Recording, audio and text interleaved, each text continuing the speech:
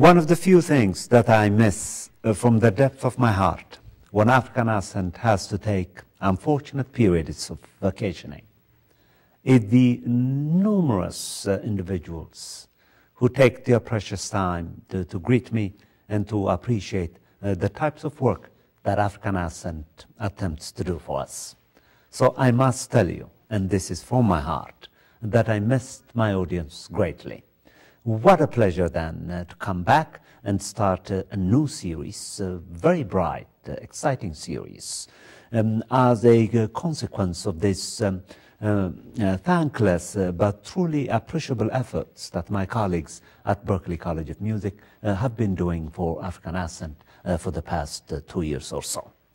As a testimony to that, for example, tonight we're going to have truly a feast for the imagination with a young professor of literature who has committed his burgeoning life, his growing life, as he's maturing and learn the art of teaching international students and, as he puts it, teaching them better.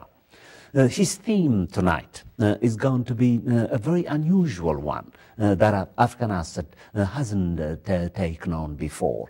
It is on visuality or visual representation. For those of you who take pleasure in reading our intellectual history, the great Macedonian, the great Athenian, Aristotle, is famously known for having described us human beings as fundamentally social beings, by which he meant that which makes us distinctly and particularly human is the fact that we live within society, and within it, for example, we learn how to communicate with one another. And before we know it, we internalize sociality, being social, that is, to be a part and parcel of our humanity. That is one particular view of the human condition.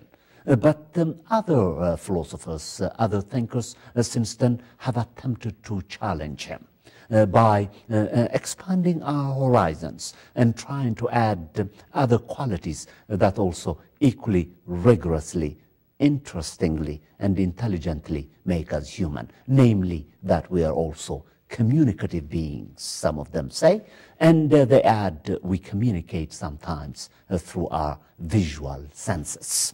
We're going to explore this theme tonight as it applies, among other things, to what it takes to develop and teach human beings, to speak a language, to be inside a language, and to communicate with one another through the media of language. Professor Pratt Bennett teaches at Berklee College of Music, and I must tell you, he's a graduate of one of these few universities whom in the past have said, along with Harvard, never makes mistakes when it recruits the best and the brightest. He graduated with a BA from Yale University and studied literature there.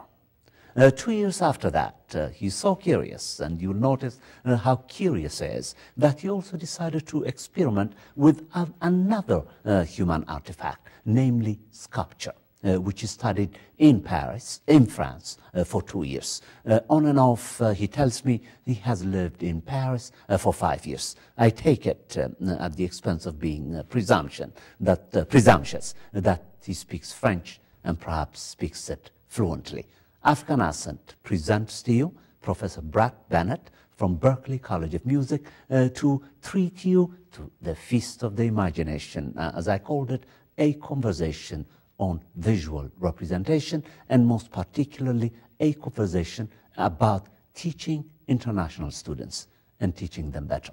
Welcome to African Ascent. Thank you very much. It's a pleasure. What an opening. Gee, I've got to work hard to live up to that. Well, I'm sure that you're going to deliver even considerably much more. Okay. Well, I will just make one comment. I love that in your opening, you're talking about the community of learning. And certainly Aristotle, with his academy, was gathering academics and experts from around the world at that time. And we find ourselves in an amazing time in history when I, for example, and you, we have the incredible good fortune to be in a learning and teaching position with students from around the world, students who have areas of expertise that are far different from ours, but in no way lesser.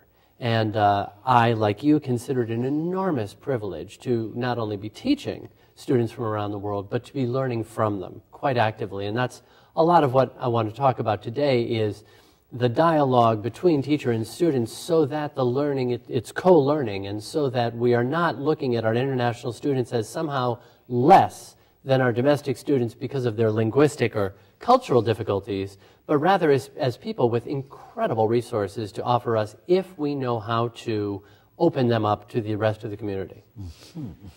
That's exactly what I thought you were going to do, and I can't wait until we get into the concrete facets of what I've seen and seen you with my own eyes doing.